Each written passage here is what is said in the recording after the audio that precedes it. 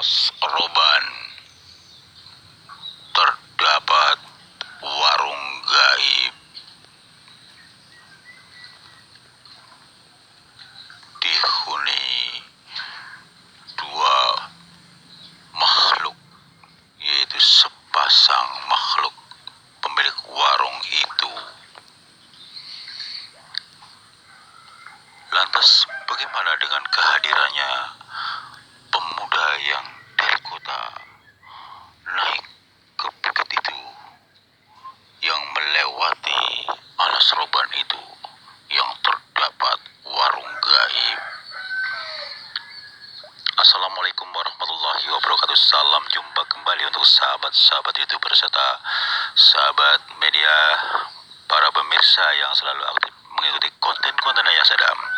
Di sini Ayah Sadam akan meliput, mengupas tuntas dengan adanya warung gaib yang terdapat di Alas Roban.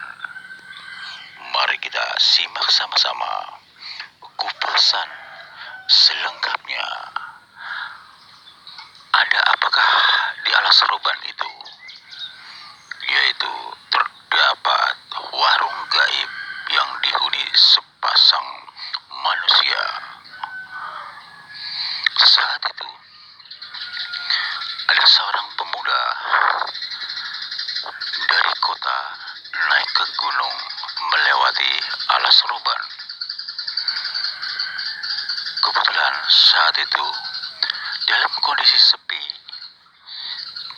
yang biasanya di jalan-jalan itu ramai dilalui orang-orang yang ada di pedesaan sana, tentunya perkampungan yang ada di dekat Alas Roban. Memang antara perkampungan yang ada di Alas Roban itu jaraknya hampir berkilo-kilo jauh dari Alas Roban. Saat itu seorang pemuda yang naik gunung melalui Alas Roban. Jam menunjukkan 12 siang waktu Indonesia belahan barat. Pada saat pemuda itu melewati Alas Roban, ada suara seperti burung yang aneh melalui telinga dia jelas sekali. Si pemuda ini merasakan keganjilan sehingga dia sempat berhenti di mana ada suara burung tapi aneh. Tidak semestinya seperti burung layaknya. Ternyata itu hanya suatu tanda bahwasannya si pemuda itu diberi petunjuk di mana si pemuda itu berjalan kurang lebih 3-4 meter. Yang ada sisi kiri yang ada di Alas Roban itu terdapat warung, yaitu warung kopi, warung makan, semuanya ada di situ. Satu warung tapi menyediakan banyak menu. Itu menurut mereka. Lantas karena si pemuda ini mungkin terlalu lelah berjalan sudah 10 kilo dari kota, karena memang saat itu tidak ada kendaraan, bahkan jalan pun hanya bisa jalan dengan setapak. Jadi mau gak mau harus berjalan kaki seperti kebiasaan orang-orang gunung, bolak-balik tanpa memakai kendaraan, hanya jalan setapak melalui bukit-bukit. Kita kembali mengenai si pemuda yang naik ke bukit dari kota. Tujuannya adalah ingin mencari minuman atau makanan karena merasa haus dan lapar. Sudah 10 tahun berjalan, bahkan ingin berjalan 10 kilo lagi. Tujuannya untuk ke temannya, di mana temannya terdapat yang ada di perkampungan di ujung sana, beberapa kilo setelah melewati Alas Roban. Bahkan temannya baru sampai di Alas Roban sudah merasakan capek, haus, dan lapar. Kebetulan dengan ada suara burung-burung yang aneh, tiba-tiba dia menengok ke samping kiri, kurang lebih 3 sampai 4 meter. Ternyata ada warung. Si pemuda itu senang sekali melihat ada warung di situ. Padahal saat itu, sekalipun sudah tengah hari, kebetulan suasana sunyi, sepi, tidak ada orang lewat. Tapi tiba-tiba muncul sebuah warung. Terdapat 2 orang, katakanlah satu pasang pemilik warung itu yang sedang sibuk mempersiapkan dagangannya. Datanglah seorang pemuda ke situ, memberikan uluk salam. Assalamualaikum warahmatullahi wabarakatuh. Mohon maaf Pak, apakah jualan? Kata si pemuda itu. Lantas si seorang bapak tidak menjawab salam, hanya menjawab, saya buka, ini sedang mempersiapkan untuk dagangannya, kata si bapak itu. Lantas si pemuda melanjutkan pembicaraan. Kalau boleh, saya pesan kopi Pak, sama makanan kecil, kata si pemuda itu. Gak lama kemudian, di saat si pemuda itu sedang duduk menunggu pesanannya, tiba-tiba dikejutkan adanya salah satu wanita yang ada di gubuk atau warung itu melihat dia. Tapi si pemuda itu tanpa sengaja dan tidak secara langsung melihatnya, memandangi wajahnya si pemuda itu. Matanya berbeda, seakan memiliki cahaya seperti sorotan senter, membuat si pemuda itu sempat dikejutkan dan merasa kaget. Disitulah pada saat si pemuda itu sambil mengamati si ibu tadi yang aneh, dia berdoa, lantas, ya Allah, siang hari ini saya bisa makan, sekalipun apa yang saya makan, saya mensyukuri nikmat-Mu ya Allah. Semoga bermanfaat minuman kopi dan makanan kecil yang ada di depan saya. Semoga membawa berkah ya Allah. Begitu baru baca selesai, makanan itu langsung lenyap bersama kopinya. Itu yang bikin sangat mengejutkan si pemuda itu. Keanehan semakin menjadi-jadi. Yang pertama, si bapak nggak mau menjawab salam. Yang kedua, ibunya melihat sorotan matanya berbeda, tidak seperti layaknya manusia, seperti kayak senter menyala mengarah ke si pemuda itu. Yang ketiga, keanehan, yaitu makanan yang dipesankan tiba-tiba setelah didoain si pemuda itu langsung lenyap. Si pemuda langsung beranjak dari tempat duduk itu, lantas menghindar dari warung itu beberapa langkah, lantas berdoa kembali sambil mengamati warung itu. Lantas si pemuda itu juga melihat kedua orang tua yang punya warung tadi bisa menghilang pula, hanya kelihatan warung saja. Itu yang membuat keanehan-keanehan berikutnya, sehingga si pemuda itu dengan seriusnya, dengan khusyuknya berdoa, memohon kepada Allah, ya Allah, apa yang terjadi ya Allah, ya Allah. Ini alas seruban, sementara nggak ada orang. Saya merasa senang ketemu warung, ternyata keanehan-keanehan terjadi. Pemilik warung menghilang, makanan yang saya mau makan hilang, termasuk minumannya. Ada apakah ini ya Allah? Belah petunjuk-Mu ya Allah. Lindungilah hamba-Mu ya Allah, kata si pemuda itu. Ya Allah, apa yang sebenarnya terjadi ya Allah? Kata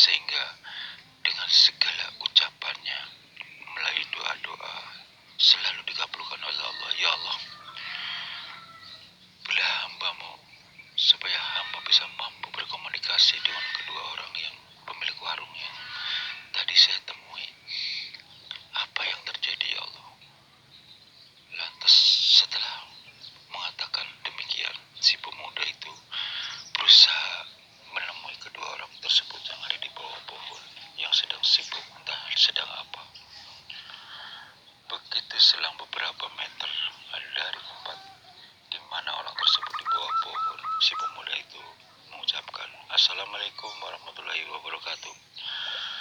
Kedua orang tersebut merasa kaget.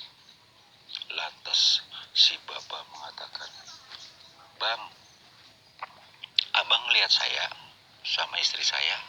Kata si bapak itu mengatakan demikian. Lantas si pemuda itu mengatakan, "Maksud bapak?" "Ya, kami adalah penunggu alas roban sini. Kebetulan kami adalah sepasang suami istri." Lantas si pemuda itu tidak merasa gentar dan terkejut karena memang sudah dari awal sudah banyak kejadian-kejadian aneh. Lantas dilanjutkan sama si pemuda tadi. "Mohon maaf Pak, apa maksud Bapak dan tujuannya membuka warung di sini? Lantas kenapa saya ditinggalkan begitu saja? Bahkan pesanan saya juga menghilang begitu saja. Coba jelaskan." Tiba-tiba si ibunya dari samping tertawa. Suaranya seram, matanya mengeluarkan cahaya seperti senter diarahkan ke si pemuda itu. "Pak, ada apaan ini? Itu istri Bapak kenapa? Kenapa mengeluarkan cahaya diarahkan ke saya dan tertawa begitu seram?" Kata si pemuda itu. Tiba-tiba si bapaknya mengikuti juga tertawa. Lantas si pemuda itu dengan seriusnya berdoa, minta perlindungan kepada Allah Subhanahu wa Ta'ala agar dapat menyelesaikan hal yang baru saja dialami, agar dijauhkan dari segala hal negatif. Begitu si pemuda itu berdoa, menyatukan kedua telapak tangannya, lantas dirapkan mukanya sendiri. Kedua makhluk itu tiba-tiba ketakutan melihat si pemuda itu. Entah kenapa, tiba-tiba si pemuda itu mendapatkan petunjuk dari suara dari telinganya yang kanan. "Nak, hati-hati. Dia tidak lepas dari penghuni daripada alas roban adalah jin. Kebetulan dia adalah sepasang jin. Warungnya pun adalah warung gaib."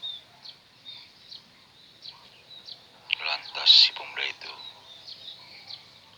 "Saya tadi baru saja bertanya kepada mereka apa dan maksud tujuan membuka warung. Sedangkan yang hadir adalah manusia biasa." Lantas si suara itu melanjutkan pembicaraannya. "Begini nak, ini alas roban. Memang dia penunggunya yang ada di sini. Beberapa tahun yang lalu, ada beberapa anak muda tidak pernah kembali, hilang begitu saja tanpa jejak. Jamnya sama, siang hari. Sampai-sampai orang sekampung mencarinya. Sampai sekarang ini tidak pernah ada kabar. Kalau memang dia meninggal, pasti akan ketahuan bangkainya. Tapi kalau memang menghilang, setidaknya ada kabar beritanya. Sampai sekarang, anak muda, hati-hati dengan dia. Dia adalah penunggu alas roban sepasang suami istri," kata si suara itu. "Ya Allah ya Rabbi, mohon perlindunganmu ya Allah." Lantas dilanjutkan kembali bertanya, "Mohon maaf, sebelumnya siapa Anda sebenarnya? Sebelumnya saya terima kasih atas kabar dari Anda sehingga saya menambah pengetahuan dari Anda. Tolong wujudkan diri Anda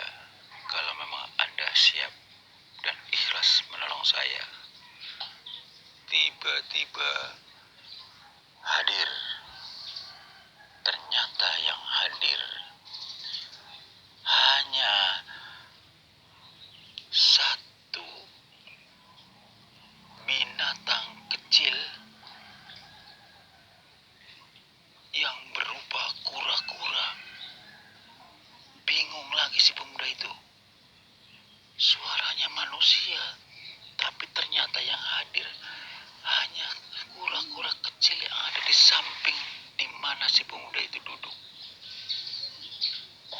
Lantas si pemuda itu melontarkan pembicaraan. Kura-kura, apakah betul yang Anda bicara dengan saya? Jelas sekali di telinga saya. Lantas si kura-kura itu melanjutkan memberikan jawaban. Betul. Subhanallah, ya Allah ya Rabbi. Engkau maha besar. Engkau lagi maha penyayang. Engkau maha mencipta segalanya. Sehingga engkau ciptakan binatang sejenis apapun. Bahkan seumur hidup saya baru dapat menyaksikan bahwa binatang pun bisa bicara seperti kura-kura ini. Siapakah Anda sebenarnya? Tolong wujudkan. Kata si pemuda itu. Lantas si kura-kura mengatakan, barangkali saya kiriman dari Allah melalui malaikat untuk menjaga Anda, agar Anda dijauhkan dari segala mara bahaya dan malapetaka, karena adalah anak muda yang taat pada agama. Makanya Allah selalu melindungi hambanya yang taat pada agama, yang berbakti kepada agamanya. Terus anak si pemuda itu sambil mengangguk-anggukan kepala mengatakan, oh begitu. Lantas bagaimana ini untuk cerita selanjutnya tentang masalah warung gaib tadi?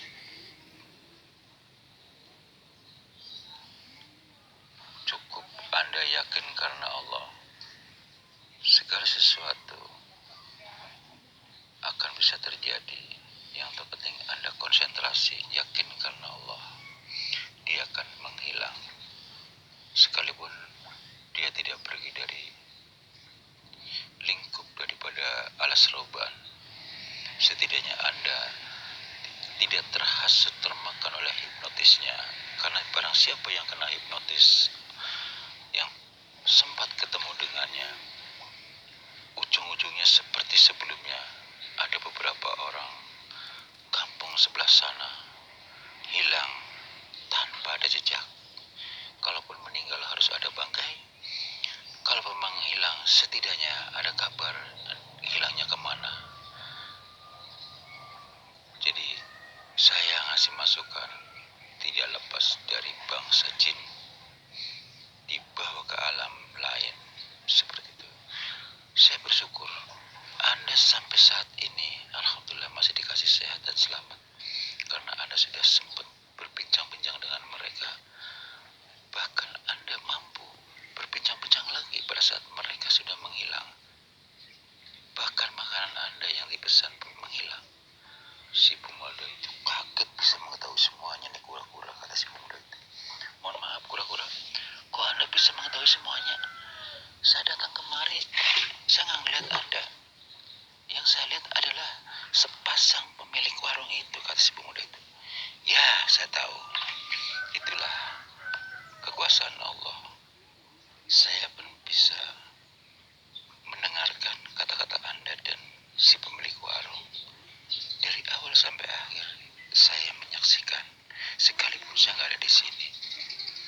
Oh, jadi Anda memiliki mata batin? Ya, kira-kira begitu. Bisa wujudkan kamu yang sebenarnya, kura-kura? Tiba-tiba si kura itu muncul sebagai manusia layaknya. Namun gantengnya bukan main. Dia dengan berpakaian layaknya orang kota, rapi, memakai peci, persis seperti orang alim dan bijaksana, sesuai dengan karakter dan perilakunya yang baru saja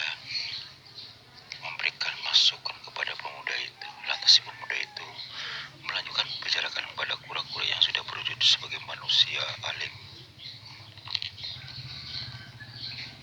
Assalamualaikum warahmatullahi wabarakatuh. Lantas dijawablah yang kura-kura udah berwujud manusia. Waalaikumsalam warahmatullahi wabarakatuh. Apakah ini Anda yang sebenarnya yang tadinya kura-kura? Betul. Tolong terangkan kronologi seperti apa kok kura-kura bisa jadi manusia? Anda ganteng, Anda seperti kayak orang alim karena berbaju berpakaian rapi dengan dilengkapi peci. Subhanallah.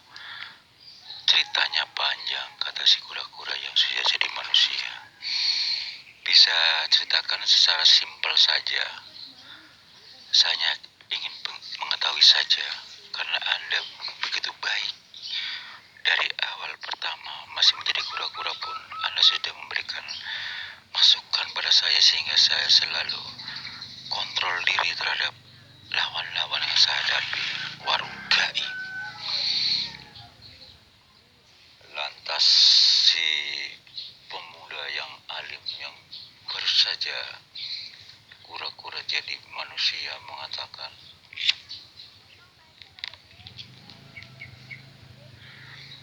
dulu sebelum Indonesia merdeka,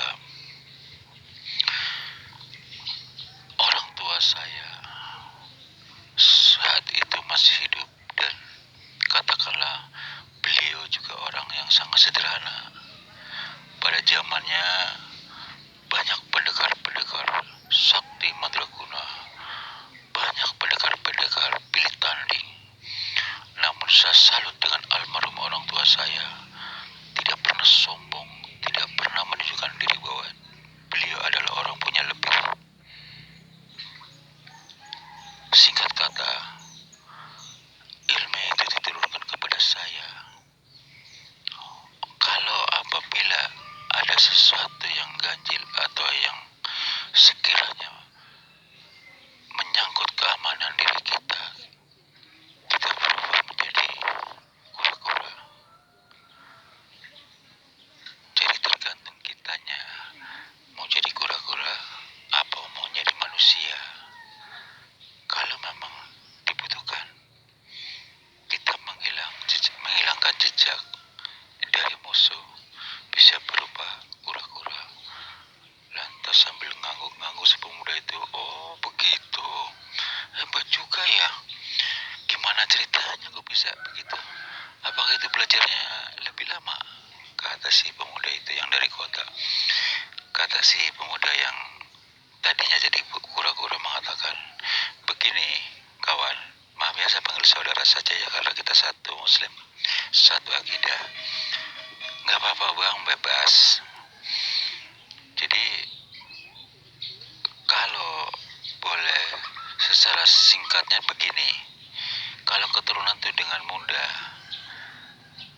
atas izin Allah, orang tua saya ikhlas memberikan katakanlah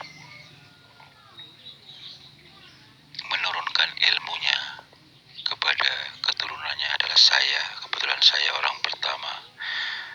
Disitulah hanya cukup berjabat tangan, ilmu itu langsung seperti listrik mengalir berpindah ke saya. Selang beberapa jam orang tua saya langsung meninggal. Oh, dengan mudahnya begitu kok bisa mengetahui dia ada mau meninggal tiba-tiba. Ilmunya diturunkan ke Anda. Betul. Lantas si pemuda itu merasa kagum dan mereka dengan sangat seriusnya berbicara satu sama lain. Intisari daripada pembicaraan itu adalah si pemuda yang dari kota tambah akrab dengan pemuda yang baru saja kura-kura kembali lagi kepada manusia normalnya. Mereka akhirnya berjalan berdua meninggalkan warung gaib tadi. Kira-kira selang 1 kilo, dua pemuda itu berhenti berbincang-bincang kembali di satu tempat yang katakanlah ada pohon rindang, melanjutkan pembicaraan mengenai warung gaib tadi. Lantas si kura-kura tadi yang berubah menjadi manusia mengatakan, saya akan menjelaskan sedikit untuk menambah pengetahuan buat Anda, Abang, bahwa warung gaib itu memang dia suka mengambil orang. Dia mempengaruhi orang yang katakanlah korbannya bukan dibunuh, bukan diapa-apain, tapi hanya dipindahkan ke alam lain. Saya tahu di dunia lain dia punya anak buah banyak. Lantas si pemuda yang dari kota melakukan pembicaraan, maaf bang, maksudnya mengambil anak manusia dikumpulkan ke dunia lain buat apaan? Lantas si pemuda yang tadinya jadi kura-kura mengatakan, begini bang, kalau dibilang kalau orang manusia umumnya gitu ya, punya perusahaan gitu ya, kan punya anak buah buat kerja. Contohnya seperti dia punya pekerjaan banyak di sana. Nah, dia manfaatkan manusia, dijadikan budaknya di situ, budak kerja aktif. Wah, kasihan juga dong yang punya anak. Benar, saya pernah mendengar di kampung sana tuh, yang kelihatan pohon-pohon tinggi. Kira-kira berapa kilo dari sini, ada beberapa anak warga. Warga situ anak muda, sampai sekarang nggak ada kabarnya. Padahal saya tahu. Kenapa Anda tidak membantu, kata si pemuda dari kota. Saat itu, saya juga baru kemari. Saya justru lagi mempelajari. Saya akan membantu penduduk yang anaknya kehilangan. Saya tahu di mana dia memindahkan orang-orang yang diculik. Apakah banyak, Bang? Banyak sekali. Wah, berarti bukan penduduk sini doang dong. Betul. Jadi kebetulan orang lagi lewat, ya kita nggak tahu ya, kayak seperti situ. Dan dari kota nih, alhamdulillah situ masih dilindungi Allah sampai sekarang masih sehat. Coba kalau tidak, Anda sudah dimasukkan ke dunia lain. Lantas gedek-gedek si pemuda dari kota. Oh begitu ya bang. Lantas si pemuda yang dari kota mempersingkat pembicaraannya terhadap si pemuda yang tadinya jadi kura-kura mengatakan, bang, bagaimana kalau kita selesaikan warung itu, si pemiliknya, supaya tidak makan korban lagi. Ini pendapat saya loh bang. Sebab kalau nggak dicegah, warung itu selalu muncul pada saat memakan korbannya. Seperti saya, alhamdulillah Allah masih melindungi saya. Coba kalau nggak dicegah, bagaimana caranya nih? Nah, ini ide bagus, kata si makhluk manusia tadi yang jadi kura-kura mengatakan, bagus. Ini tujuan saya juga memang dari awal. Bagaimana caranya membedakan mereka supaya tidak mengganggu manusia, merasa kehilangan anak-anaknya diculik untuk di pekerjaan di alam lain sebagai budaknya. Waduh, ada-ada aja ya, kata si pemuda dari kota. Lantas diajaklah si pemuda itu ke tempat di mana warung berada. Disitulah si kura-kura yang jadi manusia mengatakan, bang, kalau nggak keberatan, mari kita adukan telapak tangan kita satu sama lain, tangan kanan. Kita berdoa bang, sesuai dengan apa yang kita bisa. Niat karena Allah, memohon pada Allah agar warung ini bisa dipindahkan supaya tidak memakan korban, termasuk pemiliknya. Begitu lagi, menyatukan telapak tangan satu sama lain kedua orang tersebut. Yang pemilik warung itu hadir, berteriak, woi, ngapain kau? Kau mau usir aku di sini, termasuk warungku. Aku udah suka di sini. Dengan seriusnya dua pemuda itu menyatukan telapak tangan, tidak pernah menggubris ucapannya.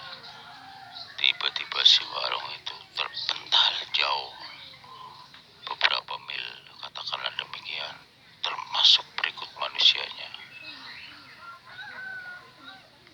Demikianlah saudara,